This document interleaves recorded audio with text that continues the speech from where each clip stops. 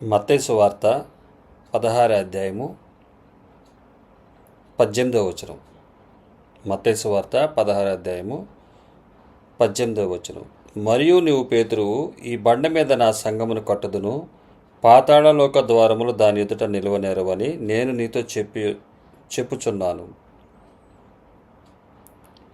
యేసుక్రీస్తు వారు ఈ భూమి మీద ఉన్నప్పుడు తెలియజేస్తున్నటువంటి మాట, శిష్యులతోటి అంటున్నటువంటి మాట, అలాగే ప్రధాన శిష్యుడైనటువంటి పేతురు గారితో కూడా చెప్తున్నటువంటి మాట, నీవు పేతురువు, ఈ బండ మీద నా సంఘమును కట్టుతును, పాతాళలోక ద్వారములు దాని ఎదుట నిలవరేరవని. మొదట యేసుక్రీస్తు వారు శిలువ మరణ పునరుద్ధానముల గురించి శిష్యులకు ఈ సందర్భంలోనే తెలియపరుస్తున్నారు. యేసుక్రీస్తు వారు ఈ మత్తయి సువార్త 16వ అధ్యాయము 13 నుంచి 28 వరకు ఉన్నటువంటి వచ్చిన భాగాల్లో యేసుక్రీస్తు వారు శిష్యులతోటి ఏం చెప్తున్నారంటే, ఆయన యొక్క ఈ భూమి మీద రావడానికి గల కారణాన్ని సృష్టికర్త అయినటువంటి దేవుడు సర్వమానవాళిని రక్షించడానికి ఈ భూమి మీదకి వచ్చారు. మీరు ఆలకిస్తున్నటువంటి మాటలు సృష్టికర్త ఉన్నాడు, సృష్టించిన వాడు ఉన్నాడు అని విశ్వసించిన వారి కొరకు, పరలోకం కొరకు ఎదురు చూస్తున్న నీతిమంతులకు మాత్రమే ఇవి అర్థమవుతాయి. మిగతా వారు వీటిని అర్థం చేసుకొనుట చాలా కష్టమైనటువంటి విషయం. నా మరణానంతరం ఏం జరుగుతుంది, ఏం జరగబోతుంది, అది ఏ గ్రంథంలో రాయబడి ఉంది, ఎక్కడ రాయబడి ఉందని పరిశోధించే వారికి కూడా ఈ మాటలు అర్థమవుతాయి. ఎరగని వారికి కూడా ఈ మాటలు అర్థమవుతాయి. కాబట్టి బైబిల్ గ్రంథంలో చెప్పబడుతున్నటువంటి ఈ మాట సృష్టికర్త అయినటువంటి యేసుక్రీస్తు వారు ఈ భూమి మీదకి వచ్చినప్పుడు తన శిష్యులతో చెప్తున్నటువంటి మాట, ఈ బండ మీద నా సంఘమును కడుతాను, పాతాళలోక ద్వారములు దాని ఎదుట నిలువనేరవని. క్రీస్తుని ఒప్పుకున్న వారి మీద కట్టబడేదే సంఘం. యేసుక్రీస్తు వారిని క్రీస్తు అని ఒప్పుకుంటే సంఘం కట్టబడుతుంది. వారి మీదే, ఆ మాట మీదే సంఘాన్ని కడతాడు. అంటే క్రీస్తుని వారి మీద, అంటే ఆయన వలె మనము జీవిస్తేనే, క్రీస్తు వలె జీవిస్తేనే, క్రీస్తుని ఒప్పుకుంటే సంఘాన్ని కడతాడు. ఒప్పుకోవటం అంటే ఆయన వలె జీవించటం. ఆయన వలె అంటే క్రీస్తు అని బండ మీద కట్టబడేది అప్పుడు ఒక రాయిగా మార్చబడి క్రీస్తు అనే మాట మీద బైండవరై ఉంటే, ఆ మాట మీదే, ఆ విధమైనటువంటి ఆ మాట మీద నిలబడి క్రీస్తును అంగీకరించిన వారి మీద సంఘాన్ని కడతాడు యేసుక్రీస్తు వారు. ఇది ఖచ్చితంగా యేసుక్రీస్తు వారు ఈ భూమి మీద ఉన్నప్పుడు తన యొక్క ఉద్దేశాన్ని ఇక్కడ తెలియపరుస్తున్నాడు. అయితే ఈ విషయాన్ని చెప్పిన తర్వాత మరణ పునరుద్ధానాల గురించి యేసుక్రీస్తు వారు తన శిష్యులతోటి మొదటిసారిగా, అంటే మరణ పునరుద్ధానాల గురించి, జరగబోయే పరిణామాల గురించి యేసుక్రీస్తు వారు తన శిష్యులకు వివరించారు 3 సందర్భాల్లో. మొదటి సందర్భం అన్నమాట ఇది. అంటే యేసుక్రీస్తు వారు సువార్తను ప్రారంభించిన అంటే యేసుక్రీస్తు వారు 30 సంవత్సరాల తర్వాత సువార్త 3.5 సంవత్సరాలు ఈ భూమి మీద పరిచర్య చేశారు. అందులో మొదటి 1.5 సంవత్సరంలో బహుశా అయి ఉండొచ్చు, మొదటిసారిగా శిష్యులకు ఈ సందర్భంలో తెలియపరుస్తున్నారు యేసుక్రీస్తు వారు, ఈ బండ మీద నా సంఘాన్ని కడతానని.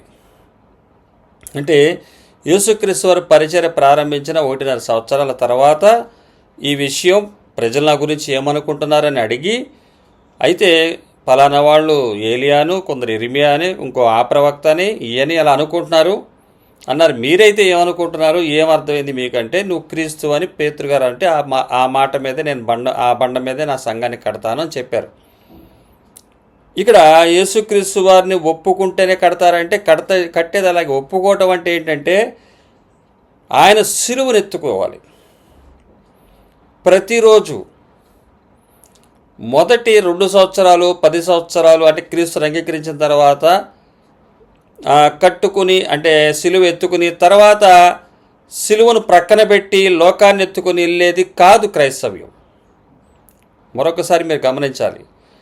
క్రీస్తుని అంగీకరించడం అంటే ప్రతిదినము, అంటే till the end of our life, మన జీవితం ముగింపబడటమైనా, ఆయన రాకడైనా, మన జీవితం ముగింపబడటమైనా, ఏదైనా సరే అది ముగింపు అయ్యే వరకు మన సిలువను ఎత్తుకుని మనం వెళ్ళాల్సిందే. అంటే క్రీస్తును అంగీకరించడం అంటే అది. మరి క్రీస్తు అని అంటే బండ, అంటే క్రీస్తు అంటే బండ. ఆ బండ మీద రాయిగా కట్టబడాలంటే ఆయన వలె మనం జీవిస్తేనే అది జరుగుతుంది. ఇది తప్పనిసరి అయినటువంటి పరిస్థితి. 24వ వచనం చూసినట్లయితే అక్కడ చెప్తుంది మాట, మత్తయి సువార్త 16:24లో, అప్పుడు యేసు తన శిష్యులను చూచి, ఎవడైనను నన్ను వెంబడింప గోరిన యెడల తన్ను తాను ఉపేక్షించుకుని తన సిలువనెత్తుకుని నన్ను వెంబడించాల్సిందే. ఒక సంఘ నిర్మాణానికి, పరిశుద్ధ యాజకులుగా ఆ బలులు అర్పించటానికి, ఒక సంఘ నిర్మాణంగా జరగటానికి ఆత్మీయ మందిరం ఇది. ప్రతి క్రైస్తవుడు గ్రహించాల్సిన విషయం ఏంటంటే, క్రీస్తు వారి దగ్గరికి వచ్చి ఆశీర్వాదాలకి, ఉద్యోగాలకి, పిల్లలకి, పెళ్ళిళ్ళకి, తర్వాత ఈ లోకంలో విచ్చలవిడిగా జీవించడానికి క్రీస్తుతో, యేసుతో క్రిస్మస్, యేసుతో అన్నీ, యేసుతో అని జీవించటానికి కాదు, యేసయ్య క్రీస్తు వలె జీవించడానికి. తో పెట్టుకుని మిగతాదంతా లోకాన్ని పెట్టుకుని జీవించేది కాదు క్రైస్తవ్యం. నా చిన్నతనం నుంచి విన్నది క్రీస్తుతో కాదు, క్రీస్తు వలె. క్రీస్తు వలె మనం జీవించాలి. మనం క్రీస్తులం కాదు, కానీ ఆయన బిడ్డలం. సింహం పిల్లలాగానే జీవిస్తుంది. ఆ మాత్ర జ్ఞానం మనకుంది. అలాగే సృష్టికర్త అయినటువంటి బండ అయినటువంటి యేసుక్రీస్తు వారు వలె బండగా ఉంటేనే ఆ బండ మీద కట్టబడతాం. ఈ విషయం మనం తప్పనిసరిగా గుర్తుపెట్టుకోవాలి. లోకం అనేక రకాలుగా, అనేక విధాలుగా లోకాన్ని చూస్తున్నాం మనం. రకరకాల పోకడలు, రకరకాల ఆజ్ఞానుసారమైనటువంటి జీవితం లేదు, భయం లేదు, భక్తి లేదు, విచ్చలవిడితనం అయిపోయింది. ఏం మాట్లాడుతున్నారో తెలియదు. ఎక్కడెక్కడో సీక్రెట్గా జరిగినటువంటి శృంగార విషయాల్ని పబ్లిక్లో చిన్నపిల్లల ముందు కూడా మాట్లాడుతున్నారు. వీరిని ఏమనాలి? మాట్లాడేటప్పుడు ఎవరి ముందు ఏం మాట్లాడుతున్నామో గ్రహించుకోవాలి. ఆ గ్రహింపు లేనటువంటి స్థితిలో ఈ లోకంలో మనం చూస్తున్నాం. సేవకులు మరి పైగా సీనియర్ పాస్టర్స్ అని టైటిల్స్ పెట్టుకుని మరి ఏం మాట్లాడుతున్నారో తెలియలేనటువంటి రోజుల్లో మనం ఉన్నాం. ఇది క్రీస్తుతో కాదు, క్రీస్తు వలె.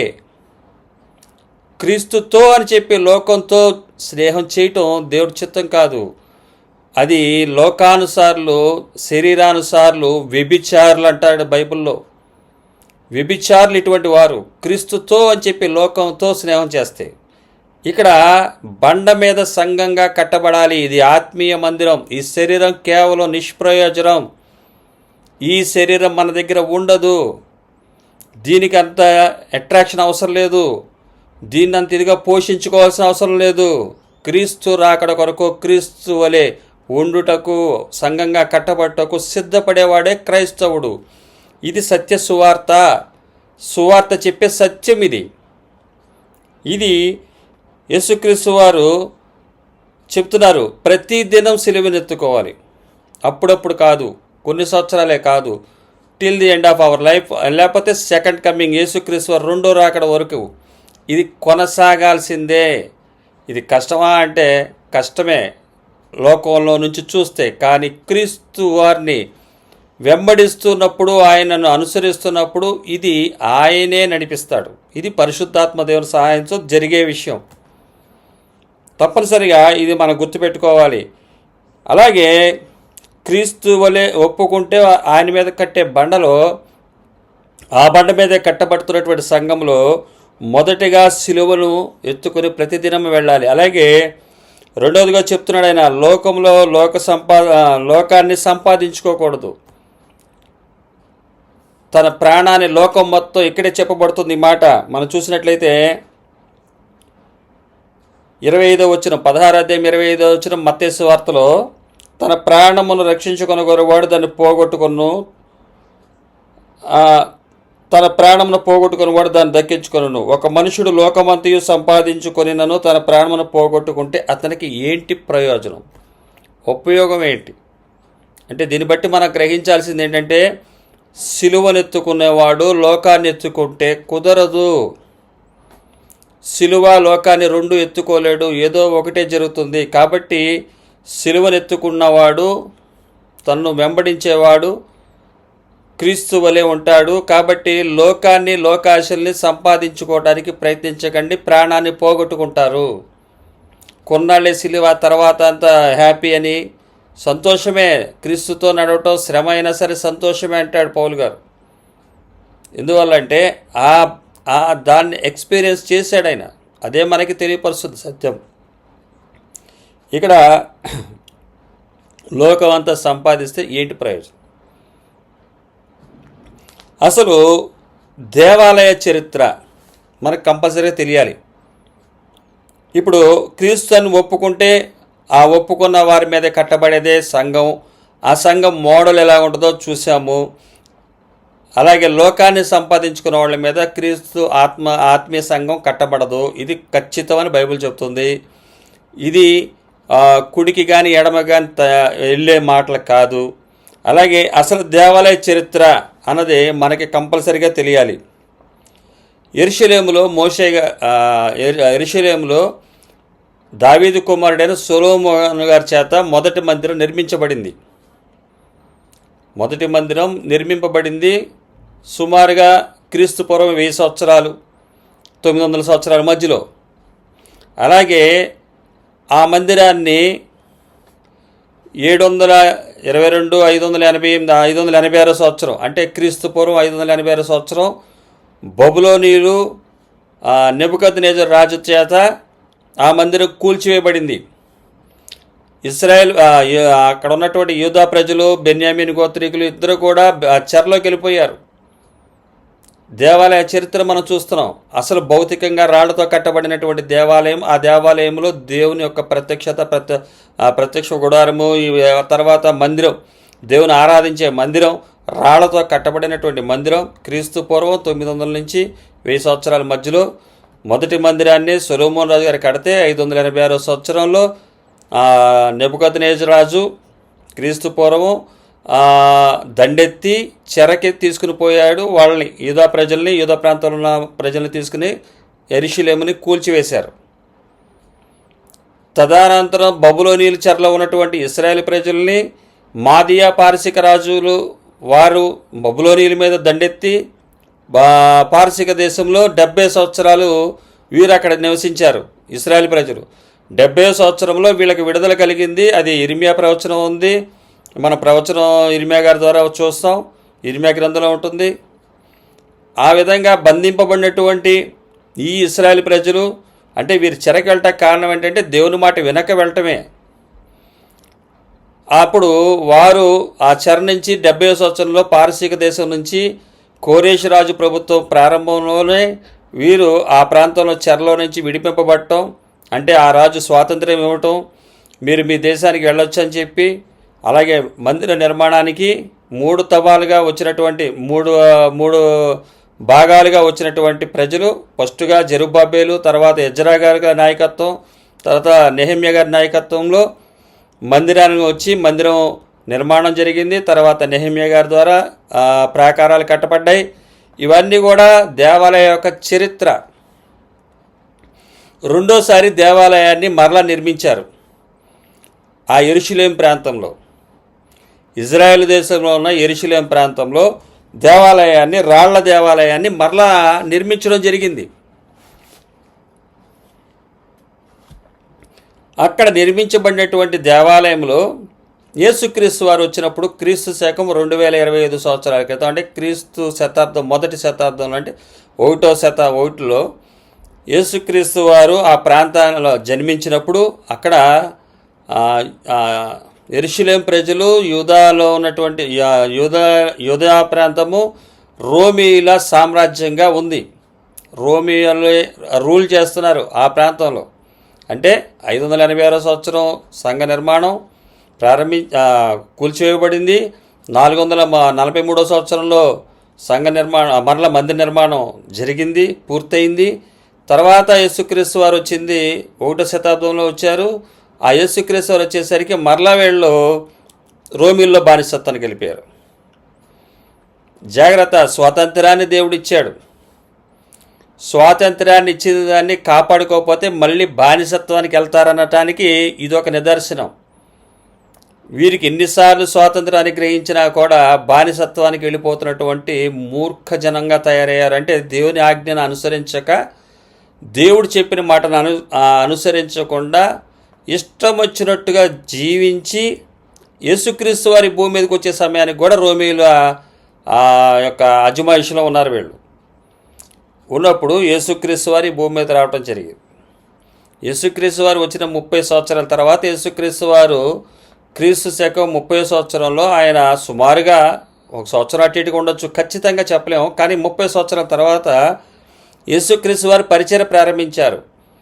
పరిచర్య ప్రారంభించినటువంటి సందర్భంలో ఆయన ప్రారంభించిన పరిచర్యలో కానాను విందులో ఉన్నటువంటి యోహాను సువార్త 2వ అధ్యాయంలో ఉన్నటువంటి కానాను ప్రాంతంలో జరిగిన వివాహంలో యేసుక్రీస్తు వారు మొదటి సూచక్రియ చేయటం మనం చూస్తాం.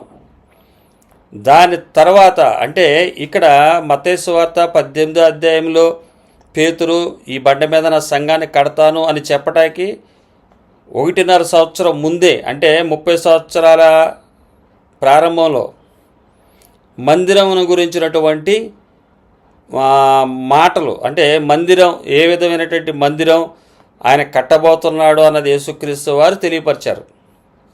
సరిగ్గా గమనించండి. ఇక్కడ మత్తయి సువార్త 16వ అధ్యాయము 18వ వచనంలో పేతురు ఈ బండ మీద నా సంఘాన్ని కడతానన్నాడు. ఆయన ఈ మాటకి 1.5 సంవత్సరాల ముందు నుంచి ఆయన పరిచర్య చేస్తున్నారు. యేసుక్రీస్తు వారు రాజ్య సువార్త తెలియజేస్తున్నారు. రాజ్య సువార్త తెలియజేస్తున్నటువంటి ప్రారంభంలో మొదటి సూచక్రియ చేసింది కానా విందులో. దాని తదనంతరం జరిగినటువంటి పరిణామం ఏంటంటే మందిరమును గురించి ముందు తెలియపరిచిన మాట మనం చూసినట్లయితే యోహాను సువార్త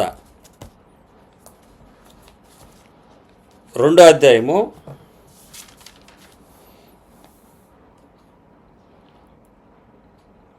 13 నుంచి ఉన్నటువంటి వచనాలు. యేసుక్రీస్తు వారు పేతురు గారితో చెప్పినటువంటి సందర్భంలో ఈ బండ మీద నా సంఘాన్ని కడతాను అన్నది క్రీస్తు అని ఒప్పుకుంది 1.5 సంవత్సరాలు సుమారుగా, అంటే సువార్త ప్రారంభించిన తర్వాత. సువార్త ప్రారంభంలో కానానులో జరిగినటువంటి ద్రాక్షారసమును నీడను ద్రాక్షారసంగా చేసిన సందర్భంలో ఆ తదనంతరం యేసుక్రీస్తు వారు యూదయ ప్రాంతానికి వచ్చారు.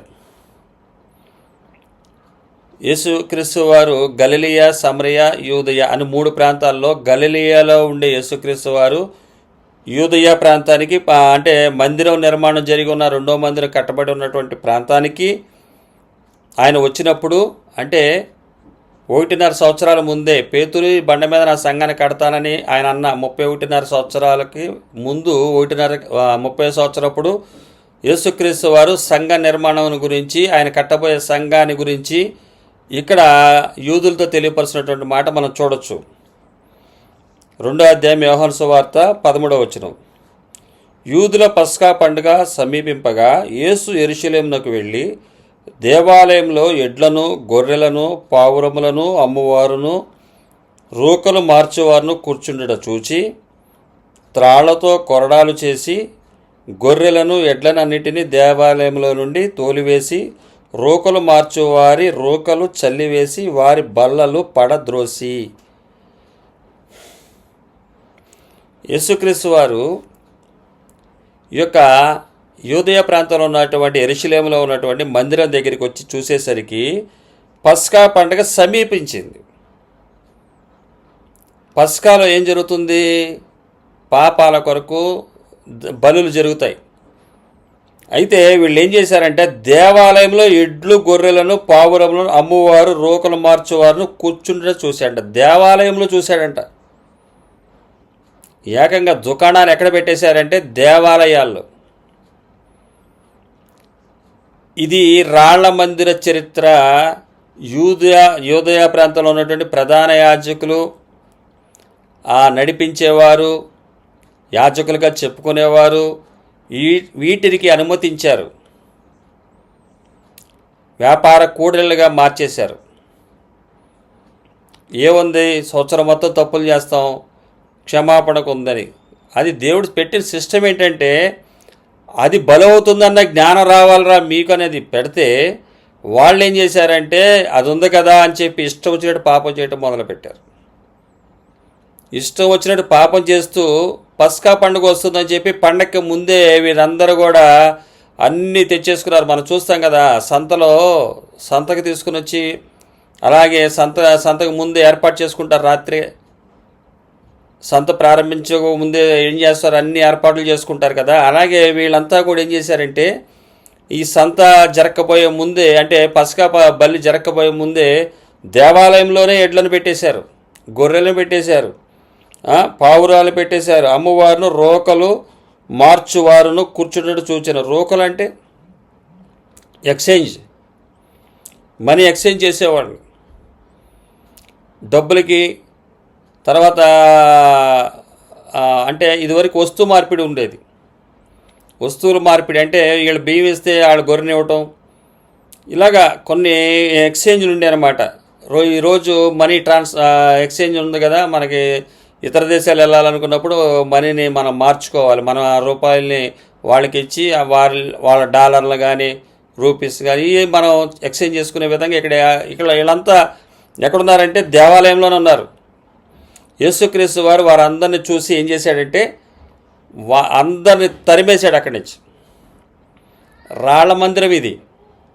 ఈ రాళ్ల మందిరాన్ని ఆయన ఏం చేశాడంటే పడగొట్టేశాడు. అవన్నీ వాళ్ళు చేస్తున్నటువంటి ఈ కార్యక్రమాలన్నింటిని కూడా ఏం చేశాడంటే యేసుక్రీస్తు వారు త్రాళ్ళు చోటి ఆయన ఏం చేశాడంటే త్రాళ్లతోటి కొరడాలు చేసి గొర్రెలను ఎడ్లనన్నిటిని దేవాలయంలో నుండి తోలివేసి రోకలు అమ్మవారి రోకలు చల్లివేసి వారి బల్లలు పడద్రోసి పావురములు అమ్మవారితో వీటిని ఇక్కడ నుండి తీసుకొని పోండి, నా తండ్రి ఇల్లు వ్యాపారపు ఇల్లుగా చేయకూడని చెప్పాను. ఇది ఎవరిల్లంట? ఎవరిల్లు ఇది? నా తండ్రి ఇల్లు. ఈ రాళ్ల మందిరం ఇశ్రాయేలు ప్రజలకు ఇచ్చింది. నా తండ్రి నివసించే ఇంట్లో మీరేం చేస్తున్నారంటే ఇటువంటి పిచ్చి వ్యాపారాలు చేస్తున్నారు. ఇది నేను ఇచ్చింది ఏంటంటే మీరు నశించిపోవటం ఇష్టం లేక నేను వాటిని పెడితే వాటికి బదులుగా మీరేం చేస్తున్నారంటే అవి ఉన్నాయి కదా అని విస్తార పాపాలు చేసి సంపాదించి ఒక గొర్రెగా పోతే పోయింది, నాకున్న కోట్ల ముందు ఇదో లెక్క అని చెప్పి దాన్ని పెట్టి బలి చేస్తున్నారు. ఇది నా తండ్రి ఇల్లు, దాన్ని మీరేం చేశారు? వ్యాపారంగా మార్చేశారు. నేడు కూడా మనం చూసినట్లయితే వ్యాపారపు ఇళ్ళు అయిపోయినాయి. అక్కడ ఏం జరుగుతుంది? ఇక్కడ మనకు కనబడుతున్నటువంటి దేవాలయంలో ఎడ్లు, గొర్రెలు, పావురాలు, అమ్మవారు, రోకలు మార్చేవారు అక్కడ ఉన్నారు. ఈరోజు మందిరాల్లో ఏం కనబడుతుంది? నువ్వు ఏ తప్పు చేసినా ప్రార్థన చేసేసి కానికేసి వెళ్ళిపో. కానిక ఎక్కడ పడుతుంది? మందిరములు. నువ్వు ఏ నేరం చేసినా వచ్చి చేసేది ఎక్కడ పడుతుంది? మందిరంలో. నీకు ఇస్తే ఏం పర్వాలేదు, దేవుడు చూసుకుంటాడు. ఎవరు చెప్పారు నీకు ఈ విషయంలో? నీకు ఇంకా పాపం లేదు, ఏ విషయంలోనైనా నీకు ఇబ్బంది లేదు. ఇంకా నీకు ఉద్యోగం వచ్చేస్తుంది, జీతం ఇచ్చేయి. నీకు పిల్లలు పుడతారు, కానికిచ్చేయి. పాపం చేసావు, క్షమించమని అడిగాయి, వేసేయి. అంటే ప్రతిసారి చేయటం, ప్రతిసారి వచ్చి వేసేయటం దురదృష్టకరం. వాక్యానుసారమైనటువంటి జీవితం లేకపోతే పరిస్థితి దారుణంగా ఉంటుంది. దానికి ఇంక ఎక్స్క్యూజ్ ఉండదు. అయితే త్రాళ్లతోనూ కొరడాలతోనూ కొట్టి తరిమేశాడు ఆయన. వ్యాపారపు ఇల్లుగా మార్చేసే చేయకూడదు అని చెప్పాను. ఆయన శిష్యులు నీ ఇంటిని గూర్చిన ఆసక్తి నన్ను భక్షించునని వ్రాయబడినట్లు జ్ఞాపకము చేసుకునేది. ఇది ప్రవచనంగా రాయబడినటువంటి మాటను జ్ఞాపకం చేసుకున్నారు. ఇల్లు ఇక్కడ రాళ్లతో కట్టబడినటువంటి యెరూషలేము ప్రాంతంలో ఉన్నటువంటి సంఘం దేవుని యొక్క ఇల్లు. అది దేవుడు అక్కడ నివసిస్తున్నాడు. ఇవి దేవుని సంగతులు.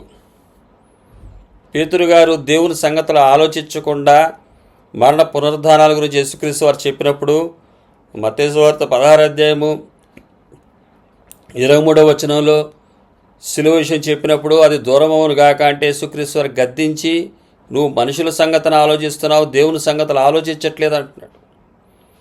దేవుని సంగతులు ఇశ్రాయేలు ప్రజలలో వారి మధ్య నివసిస్తూ దేవుడు ఇల్లుగా ఉన్నాడు. ఆయన మందిరం ఆయన ఇల్లుగా ఉంది.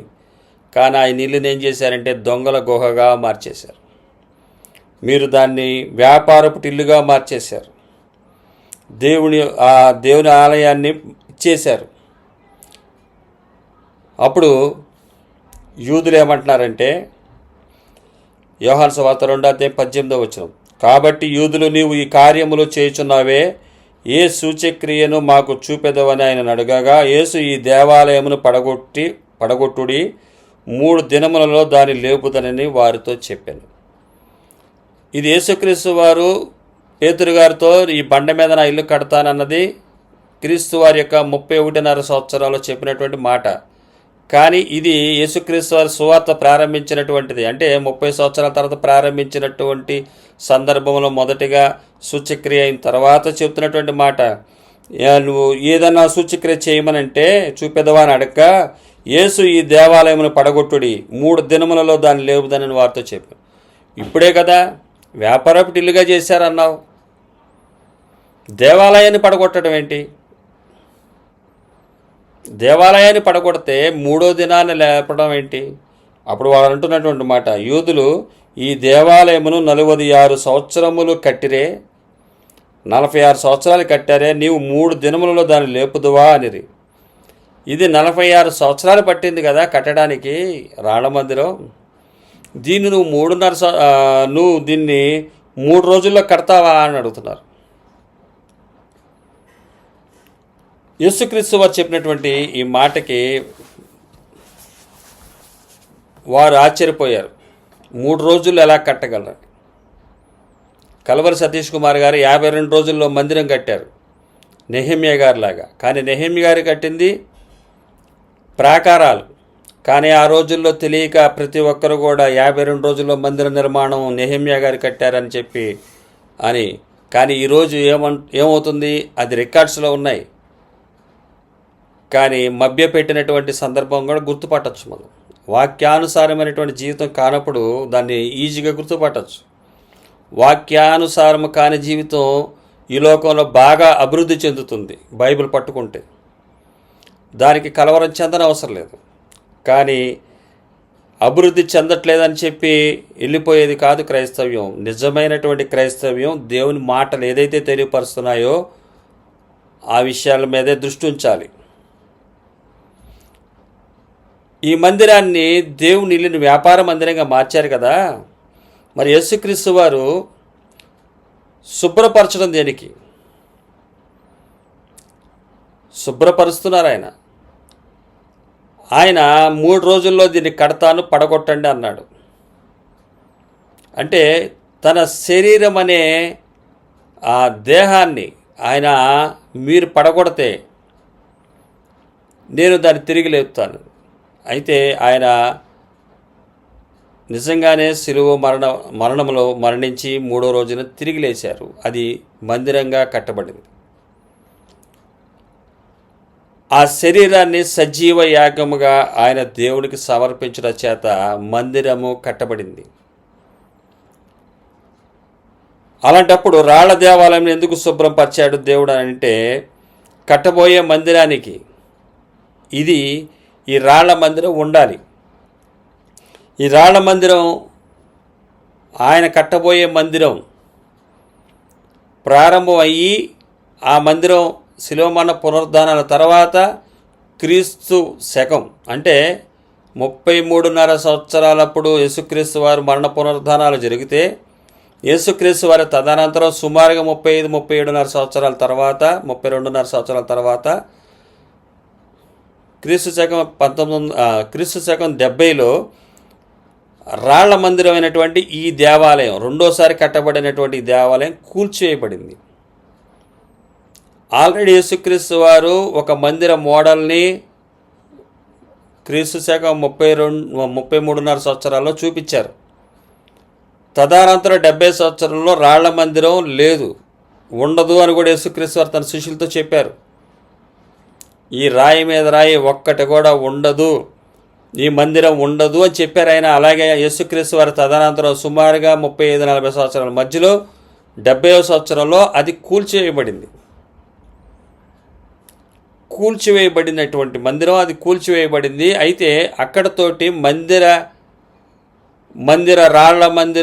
రాళ్ల మందిరంలో నివసించే దేవుడు ఇక ఆత్మీయ మందిరాల్లో నివసించటానికి అప్పుడు ప్రారంభించబడింది. అది యేసుక్రీస్తు వారి ద్వారా. ఆ మందిరం యొక్క రోల్ మోడల్ సియోనులో ఆయన స్థాపించినటువంటి రాయి. ఆ రాయి, అదే మోడల్. ఆ మోడల్ ప్రకారమే మన జీవితాల్లో క్రైస్తవుడు క్రీస్తు వారి బండ మీద ఒక మందిరంగా నిర్మించబడే వారమే మనం. అందువల్లే యేసుక్రీస్తు వారు ఇక్కడ యూదులకి చెప్తున్నటువంటి మాట, ఈ దేవాలయాన్ని పడగొట్టండి, 3.5 సంవత్సరాల్లో నేను దీన్ని తిరిగి కడతానన్నాడు. అలాగే 31వ సంవత్సరంలో, అంటే 31.5 సంవత్సరం వచ్చినప్పుడు ఆయన శిష్యులతో చెప్తున్నాడు, ఈ బండ మీద నా సంఘాన్ని కడతాను అని. ఆ సంఘానికి ఉన్నటువంటి మోడల్ ఏంటంటే సిలువనెత్తుకుని ప్రతిరోజు ఆయన వెంబడించాలి. అలాగే తండ్రి యొక్క సంగతులు ఏంటో తెలుసుకుని దాని ప్రకారం ప్రవర్తించాలి. అటువంటి వారి మీద, అంటే భూలోకం అంతా సంపాదించే వారి మీద కాదు, సిలువను మోసుకునే వారి మీదే కడతా. ఈ విషయాన్ని నాకు క్లియర్గా యేసుక్రీస్తు వారు చెప్తున్నాడు. సృష్టికర్త అయినటువంటి దేవుడు యూదా ప్రజల్లో, ఇశ్రాయేల్ ప్రజల దగ్గర ఆయన ఒక మందిరంగా ఉంది. అది రాళ్ల మందిరం. ఆ మందిరంలో ఆయన ఇల్లుగా భావించేవాడు. ప్రతి సంవత్సరం 3 సార్లు యూదా ప్రజలు వచ్చి, యెరూషలేములో ఇశ్రాయేల్ ప్రజలు వచ్చి ఆయన ఆరాధించేవాళ్ళు, పండగలు ఆచరించేవాళ్ళు, పండగలు చేసుకునేవాళ్ళు. ఇవంతా ఉండేది. పస్కా పండగ కూడా అప్పుడే జరగబోతుంది. ఇవన్నీ జరిగేవి. కానీ వీటిని సమాప్తం చేశాడు. ఎలాగంటే ఆ పస్కాలోనే ఈయన గొర్రెగా సర్వమానవాళి పాపాల నిమిత్తం, యూదా ఇశ్రాయేల్ ప్రజలే కాదు, సర్వమానవాళి కొరకు, రక్షణ కొరకు ఆయనే బలి అయ్యాడు. ఇక మనెవరం కూడా ఈ బలి చేయడానికి లేదు. ఇశ్రాయేల్ ప్రజల వలె ఇశ్రాయేల్ మరలా వెళ్ళి బలి అర్పించడం లేదు. కానీ నేడు జరుగుతున్నటువంటి విషయం ఏంటంటే ఇశ్రాయేల్ ప్రజలు యేసుక్రీస్తు వారిని అంగీకరించట్లేదు. వాళ్ళు ఈ లోకంలో చూసినట్లయితే క్రీస్తుని ఎరగనటువంటి అన్యజనులు, ఇశ్రాయేల్ ప్రజలే యేసుక్రీస్తు వారిని అంగీకరించట్లేదు. మీరేంటి యేసుక్రీస్తు వారిని అంగీకరిస్తున్నారని. కానీ వారికి తెలియనటువంటి సత్యం ఏంటంటే యేసుక్రీస్తు వారి యొక్క నడవడిక, స్ట్రాటజీ, ఈ సృష్టికర్త అయినటువంటి దేవుడు మనకి కాలాలు ఎలాగైతే ఉన్నాయో, ఎండాకాలం, వర్షాకాలం, శీతాకాలం, 3 కాలాలు ఎలాగ ఉన్నాయో, ఆదాము గారి కాలం ఉంది, ఇశ్రాయేల్ ప్రజల ధర్మశాస్త్ర కాలం ఉంది, క్రొత్త నిబంధన కాలం ఉంది. 3 కాలాల్లో 3 సందర్భాల్లో మొదట 2000 సంవత్సరాలు ఆదాము కాలం, నోవాహు గారి వరకు అక్కడ అందరూ ఉన్నారు. తర్వాత రెండో కాలము వచ్చేసి 3,000 సంవత్సరాల నుంచి 2,000 సంవత్సరాల నుంచి 4,000 సంవత్సరాల వరకు ఆ ధర్మశాస్త్ర కాలం. ఆ కాలంలో ఓన్లీ సపరేట్ అయిపోయారు. ఎలాగంటే అన్యజనులుగా, అలాగే దేవుడు ఏర్పాటు చేసుకున్న ప్రజలుగా, ఇశ్రాయేల్ ప్రజలుగా. తర్వాత యేసుక్రీస్తు వారు వచ్చిన తర్వాత ఏదైతే నోవాహు దినాల్లో కలిసి ఉన్నారో అదేవిధంగా సర్వమానవాళి ఒక తాటి మీద తీసుకొచ్చాడు ఆయన. కాబట్టి ఈరోజు ప్రత్యేకంగా యేసుక్రీస్తు యెహోవా దేవుడిని అనుసరించేటువంటి యూదా ప్రజలు యేసుక్రీస్తు వారిని అంగీకరించట్లేదు. ఇది అన్యజనులుగా ఉన్నవారు, ఎరగనటువంటి వారు, యేసుక్రీస్తు వారి గురించి తెలియనటువంటి వారు చేస్తున్నటువంటి ఆరోపణలు ఏంటంటే యూదా ప్రజలు యేసుక్రీస్తు వారిని అంగీకరించట్లేదని. ఎందువల్ల యూదా ప్రజలు అంగీకరించట్లేదంటే బైబిల్ని అనుసరించకపోవటం, బైబిల్ నేర్చుకోకపోవటం. బైబిల్ ఏం చెప్తుంది, బైబిల్ ప్రణాళికలు ఏంటి మొత్తం తెలియపరుస్తుంది బైబిల్. ఈరోజు బైబిల్ తెలుసుకోవట్లా. లోకంలో నీకు ఏది లేదో చెప్పు, నేను ప్రార్థన చేస్తా, నాది నాకు ఇచ్చేయి, నువ్వు చూసుకో, నాది మాత్రం నువ్వు ఇచ్చేయి, నీవు లక్షలు సంపాదించుకో, నాకు కూడా కొన్ని లక్షలు, నాకొద్దు, చర్చి కట్టుకుంటా, ఇంకా పెద్ద చర్చి కడతా, ఇంకా దేవుడి కోసం ఆత్మలు సంపాదిస్తా. దేనికోసం ఆత్మలు దేనికోసం? రాళ్ల మందిరం కట్టించుకోవడం కోసమా, లేకపోతే ఆత్మలు సజీవయాగంగా ఆత్మీయ మందిరాలు కడతాక? గ్రహించాలి, అబద్ధ డబ్బులతోటి ఆత్మీయ మందిరాలు కట్టబడవు. అది ఎట్టి పరిస్థితుల్లో జరగదని యేసుక్రీస్తు వారు ఇక్కడ తెలియపరుస్తున్నాడు. పేతురువు, నీవు ఈ బండ మీద నా సంఘాన్ని కడతాను అంటే, మనోళ్ళు ఈ వాక్యాన్ని పట్టుకుని కడతాను, సంఘం కడతా అంటే రాళ్ల సంఘం కడతనా లేకపోతే ఆత్మీయ మందిరాలు కడుతున్నారా అని ఎరగలేనటువంటి రోజుల్లో మనం ఉన్నాం. అబద్ధ ధనం ఇన్ఫ్లుయెన్స్ అలా చేస్తుంది, కళ్ళను గుడ్డితనం చేస్తుంది, మనోనేత్రాలు వెలగబడలేనటువంటి స్థితి. ఆత్మీయ మందిరం కట్టడానికి యేసుక్రీస్తు వారు చేసినటువంటి త్యాగం రాళ్ల మందిరాన్ని కూల్చేయబడుతుంది. అది దానికోసం మీరు రాజకీయాలు చేయమాకండి, ధనాన్ని సంపాదించుకోమాకండి. మీరు లోకం మొత్తం సంపాదించి ఆత్మను శుభ్రంగా లక్షల కోట్లు, నాదే సంఘం పెద్దది, ప్రపంచవ్యాప్తంగా ఏ సంఘం లేదని చెప్పుకోవడానికి ఉపయోగపడద్దేమో కానీ నువ్వు ఏం ఉపయోగం? నీ ఆత్మ రక్షించబడపోతే, ప్రాణాన్ని పోగొట్టుకుంటే ఏంటి సుఖం ఏంటని అడుగుతున్నాడు ఇక్కడ ఆయన. ఈ బండ మీద నా సంఘాన్ని కడతానన్నాడు. దానికి రూల్స్ అండ్ రెగ్యులేషన్స్ కింద ఇచ్చాడు ఆయన. ఇదే వచనాల్లో వాక్యం, ఇదే అధ్యాయంలో, మత్తయి సువార్త 16వ అధ్యాయంలో చదవాలి. ఆ ఒక్క వాక్యాన్ని పట్టుకుని ఏ సంఘం కడతాడో కూడా తెలియదు. వాస్తవంగా వారు చెప్పే సంఘం ఏంటంటే రాళ్ల సంఘమే. ఎందుకంటే అదే ఇంప్రూవ్మెంట్ అయింది, అదే అభివృద్ధి చెందింది. ఆత్మీయ మందిరం అయితే కనబడుతుంది, ఏమీ ఉండదు, ఒక్క పర్సనే ఉంటాడు, కొద్దిమంది అందులో ఉంటారు సంఘస్థులు. కాబట్టి సత్యంని గ్రహించండి.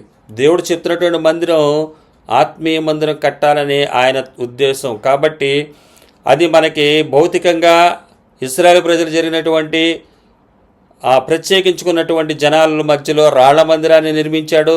అదే రాళ్ల మందిరంలో ఇల్లులో వ్యాపారం జరిగితే యేసుక్రీస్తు ఊరుకోలేదు. రాబోయే మందిరం కూడా ఎలాగుంటుందో ఆయన చెప్పాడు. రాబోయే మందిరాన్ని 3 రోజులు పడగొట్టినప్పుడు వాళ్ళు యూదా ప్రజలే, యాజకులే, వాళ్లే కూల్చేసినప్పుడు మరలా 3వ మందిరాన్ని కట్టాడు ఆయన. కట్టిన తర్వాత 35 సంవత్సరాల తర్వాత రాళ్ల మందిరం కూలిపోయింది. నేటికి యూదులు 2వ మందిరం అయిపోయింది, 3వ మందిరం కడతామని చెప్పి ఇష్టం వచ్చినట్టు ప్రయత్నాలు జరుగుతున్నాయి. ఇవి ఏంటంటే వారు అవిధేయతా స్థితిలో ఉన్నారు. కానీ మనం గ్రహించాలి ఏంటంటే నెరవేర్పు జరుగుతుందన్నది గ్రహించడానికి మనకి మంచి అవకాశం ఇచ్చాడు దేవుడు. కానా విందులో జరిగినటువంటి ఈ సందర్భంలో ఈ యోహాను సువార్త 2వ అధ్యాయము మనం చదివినటువంటి 13వ వచనంలో చదివింది, మందిరంలో వ్యాపారం చేసే వాళ్ళని తరిమేశాడు కదా యేసయ్య. అక్కడ తరిమేసిన దగ్గర అంతకు ముందు ఏం జరిగిందంటే ద్రాక్షారసం అయిపోతే మరలా ద్రాక్షారసం ఇచ్చాడు. అందరూ మొదట మంచి రసం పోసి తర్వాత జబ్బు రసం పోస్తారు, కానీ నువ్వేంటి మంచి రసాన్ని దాచుకున్నావు అని చెప్పి పెళ్లి విందు ప్రధానితో చెప్తారు వచ్చిన వారు. అదే మనం అన్యజనులు మనకి ఇవ్వబడినటువంటి ఈ గ్రేస్, దీన్ని కాపాడుకోవటానికి మనం దేవుని దగ్గర వేడుకోవాలి. వారు తప్పిపోయినట్టు మనం తప్పిపోకూడదు. మనకి ఇచ్చినటువంటి అవకాశాన్ని సద్వినియోగం చేసుకోవాలి. అపవాది అబద్ధ ధనాన్ని చూపించి, అబద్ధ మందిరాలను చూపించి సత్య సంబంధమైనటువంటి ఆత్మీయ మందిరాన్ని కూల్చేస్తుంది. నేటి రోజుల్లో రాళ్ల మందిరం కాదు ప్రామాణికం, ఆత్మీయ మందిరాలు కట్టబడటం ఎలాగన్నది తెలుసుకోవటం ప్రాముఖ్యం. ఇక్కడ యూదా ప్రజలు వారందరూ కూడా వారే కూల్చేశారు. కూల్చమన్నాడు. మీరు వాక్యానికి అవిధేయులై ఈరోజు ఆత్మీయ మందిరాలను కూల్చేస్తున్నారు. ఆ రోజు యూదులు చేసిన పనే ఈరోజు అన్యజనులుగా దేవుని దగ్గరికి శ్రమలు పడి, మొదట ఇబ్బందులు పడి, ఇది గలతీలో రాస్తుంది కదా, మొదట ఆత్మానుసారంగా ఆరంభించి తర్వాత శరీరానుసారంగా మీరు అభివృద్ధి చెందుతాడని మాట ఉంటుంది ఇక్కడ. ఆ విధమైనటువంటి స్థితిలోకి వెళ్ళిపోతుంది నేడు సంఘం. ఆత్మీయ సంఘం అంటే ప్రతి ఒక్కరిలో కట్టేది ఆత్మీయ సంఘం. అనేకులు కూడుకుని ఆ ఆత్మీయ సంఘంగా ఒకరి సుఖ దుఃఖాల్లో ఉండేదే ఆత్మీయ సంఘం. కోటేశ్వరుడు పేదోడు కలిసి ఉండలేరు. సమానమైనటువంటి జీవితాన్ని ఇచ్చేదే సంఘం. అటువంటి సంఘాన్ని నేను కడతానని చెప్పి యేసుక్రీస్తు వారు చూపించాడు. దానికి కావాల్సింది బండలాంటి హృదయం, అంతేగాని కొండలాంటి ధనము కాదు, విస్తార ధనము కాదు. విస్తార ధనముతో కట్టేది ఆత్మీయ మందిరం కాదు. ఆత్మీయ మందిరాన్ని కూల్చటానికి శరీర మందిరాలు చూపించే కట్టడలే శరీర మందిరాన్ని కూల్చేస్తుంది. అది ఈ సత్యాన్ని మనం ఎరక్కపోతే ఈరోజు ఆయన ఇచ్చినటువంటి ఆ అవకాశాన్ని, చూపిన కనికరాన్ని, ఇచ్చిన విమోచనని వృధా చేసుకుని వారు అవుతాం. సమయాన్ని పోనివ్వకుండా సద్వినియోగం చేసుకోగలరని దేవుడి మాట ద్వారా మనతో తెలియపరుస్తున్నాడు. రాళ్ల మందిర చరిత్ర అయిపోయింది. ఆత్మీయ మందిర చరిత్ర ప్రారంభమైంది 2025 సంవత్సరాల క్రితం యేసుక్రీస్తు వారి ద్వారా. అది ఎలా కట్టబడాలంటే మొదటగా అబద్ధధనానికి వీలైనంత దూరంగా ఉండాలి. సొంత ఇల్లు వద్దా, ఉద్యోగం వద్దా, అసలు ఏం వద్దా అంటే కాదు. బైబిల్ అలా చెప్పట్లా. మీకు కలిగిన వాటితో తృప్తి కలిగి ఉండుడి. మీరు ఏదైతే ఏ స్థితిలో పిలువబడ్డారో అక్కడి నుంచి, నీకు ఒక ఉద్యోగం ఉంది, నీకు నెలకు 10,000 జీతం వస్తుంది, నువ్వు పిలువబడ్డావు, అదే ఉద్యోగం చేసుకో. అదే ఉద్యోగంలో ఉంటూ దేవుని వెంబడించు. 20,000 అది పెరిగితే పెరగచ్చు అది ఉద్యోగంలో, కానీ 10,000 నుంచి ఇంకా నేను సంపాదించుకోవాలి, ఇంకా ఒక ఇల్లు ఉంది, ఇంకో ఇల్లు, పొలం ఉంది, ఇంకో పొలం, ఒక సంఘం ఉంది, ఇంకా అనేక సంఘాలు, ఈ విధమైనటువంటి స్థితిలోకి సంపాదనని చేతిలో పెట్టుకోవద్దు. సంతుష్ట సహితమైన భక్తి, ఉన్నదానితో సరిపెట్టుకోవటం. నీకు ఎక్కువైతే నీ సహోదరుడికి ఇచ్చేయి, లేనివాడు నీకు కనబడతాడు, చూపిస్తాడు, ఆయనకి ఇచ్చేయి. నీకు రెండో ఇల్లు అవసరం లేదు, ఒక ఇల్లు వద్దని చెప్పలేదు ఆయన. అందుకనే నా కాడి తేలిక, నా బరువు సులువుగా ఉంటుందని చెప్పాడు ఆయన. విశ్వాస జీవితాన్ని చూపించగలిగే వారైతే పౌలు వారి వలె త్యాగం కూడా చేయొచ్చు. పౌలు గారి స్వహస్తాలతో కష్టపడుతూ సువార్త సేవ చేశాడు. తన తోటి వారికి కూడా సహాయం చేశాడు. చివరికి ఆయనకి సంఘమే ఆదుకుంది. అది దేవుడి చిత్తం. ఆయన మంచి యంగ్గా ఉన్నప్పుడు ఎవరి మీద కూడా సువార్త విషయంలో డివైట్ అవ్వలేదు, ఎవరికి భారంగా కూడా ఉండలేదు. మనం ఒకరి భారాన్ని ఒకరు భరించాలి, ఎవరికి భారంగా ఉండకూడదు. ఇది సువార్త సత్యం. కాబట్టి ఆత్మీయ మందిరాలుగా కట్టబడాలంటే విపరీతమైనటువంటి ఆస్తులను సంపాదించుకునే స్థితిలోకి వెళ్ళకూడదు అనేది దేవుని వాక్యం తెలియజేస్తుంది. ఆత్మీయ సంఘాన్నిగా కట్టబడటకు ప్రయత్నించండి, ఆత్మీయ సంఘంగా కట్టుకోండి. దీనికి సంబంధించినటువంటి వర్తమానం మన దగ్గర ఉంది. బైబిల్ చెప్తుంది, క్లియర్గా చెప్తుంది, వివరంగా చెప్తుంది. ఎవరెవరో వచ్చారు, సంపాదించుకున్నారు, వాళ్ళ బాగున్నారు, వీళ్ళ బాగున్నారు, ఉంటే ఉండొచ్చు. వారు గ్రహించలేదు కాబట్టి వారు చేస్తున్నారు ఆ పని. గ్రహించుకునే కనికరం యేసయ్య మనకి ఇచ్చాడు కాబట్టి ఈ వర్తమానం ఈరోజు మన దగ్గరికి వచ్చింది. దీన్ని నమ్ముతున్నాం. ఈ మాట నమ్ముతున్నారా? ఆత్మీయ మందిరం ఆయన కట్టడానికి వచ్చాడని మీకు అర్థమైందా? శుభ్రంగా ఎవిడెన్స్లు ఉన్నాయి ఇక్కడ. యోహాను సువార్త 2వ అధ్యాయము 13లో చెప్పబడుతుంది. 13లో అలాగే 20వ వచనంలో ఈ మందిరం కూల్చండి, 3వ రోజు కడతానన్నాడు. ఆయన దేహం అనే మందిరం. రాళ్ల మందిరం ఉండదన్నాడు, రాళ్ల మందిరం లేదు. ఆత్మీయ మందిరాలుగా మనం కట్టబడుతున్నాం. యూదా ప్రజలు ఈరోజుకి కూడా రాళ్ల మందిరం మీద దృష్టి పెట్టారు. ఈరోజు ధర్మశాస్త్రాన్ని బోధించేవారు క్రైస్తవులుగా ఉండి ధర్మశాస్త్రాన్ని బోధిస్తున్నారు. రాళ్ల మందిరమే అని వారు ఒకలాగా డైరెక్ట్గా వాళ్ళు కనబడుతున్నారు. ముసుగు వేషధారణ ఇక్కడ అన్యజనులుగా క్రైస్తవ్యంలోకి వచ్చినటువంటి వారు ముసుగేస్తున్నారు. ఈ ముసుగు ద్వారా అనేక ఆత్మలను రాళ్ల మందిరం వైపు నడిపిస్తున్నారు. వీరే వ్యభిచారులు అని చెప్తుంది బైబిల్. వ్యభిచారులు అంటే శరీర సౌఖ్యాలని కోరుకునేవాడు. దేవుడి కన్నా సుఖానుభవాన్ని ఎక్కువగా కోరుకునేవాడు. భూమి మీదకి వచ్చిన యేసుక్రీస్తు వారి సుఖానుభవాన్ని కోరుకోలేదే? వదిలొచ్చాడు కదా, తన మహిమను వదిలొచ్చాడు ఆయన. మనం ఎందుకు వదలలేము? దేవుడి కంటే సుఖానుభవాన్ని ఎక్కువగా కోరుకుంటారంట. గుర్తుపట్టండి, లోకానికి వెలుగు క్రైస్తవుడంటే, కానీ అంధకారంగా మారుస్తున్నారు. అది ఎరుగక చేస్తున్నారా లేదా అన్నది వాక్యపు వెలుగులో చూసుకుంటే అర్థమవుతుంది. ఇది మన సహోదరులు, మన స్నేహితులు, బంధువులు వీరందరూ కూడా ఇది గ్రహించాలని దేవుడి మాటల ద్వారా ఈరోజు మనతో తెలియపరుస్తున్నాడు. క్రైస్తవ్యం అంటే శరీరాన్ని పోషించుకోవటం కాదు, క్రైస్తవ్యం అంటే ఆత్మను రక్షించుకోవటం.